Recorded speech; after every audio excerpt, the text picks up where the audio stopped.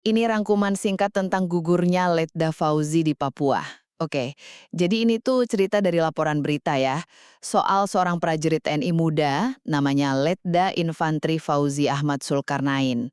Umurnya baru 24 tahun, asal Pangkep, Sulawesi Selatan. Nah, dia gugur waktu tugas di Papua. Beritanya fokus ke kejadian tragis ini dan gimana dampaknya ke keluarga. Nah, ada 3 poin penting nih dari cerita ini. Pertama, siapa sih Letda Fauzi ini? Dia putra dari Serma Zulkarnain. Masih muda banget, 24 tahun, pangkatnya Letnan 2. Menurut keluarganya nih, dia orangnya baik banget, nggak pernah nyusahin, santun lagi sama adik-adiknya. Kedua, gimana kejadiannya? Jadi Letda Fauzi ini gugur pas kontak tembak sengit lawan KKB ya, kelompok kriminal bersenjata itu, di distrik Kiwirok, Papua. Daerah sana kan emang rawan ya.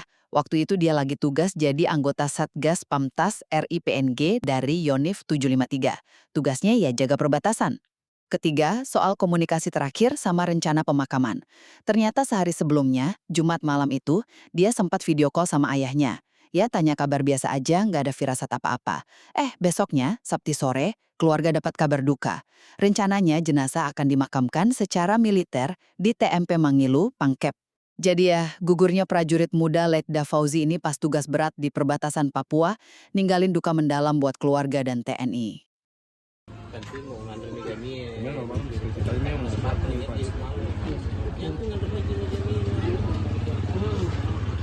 Pak, seperti apa sih sosok yang dikenal keluarga Pak tentang almarhum ini Pak?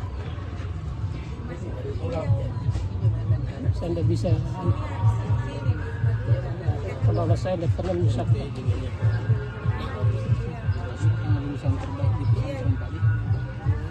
Selama dia hidupnya tidak pernah menyusahkan siapapun.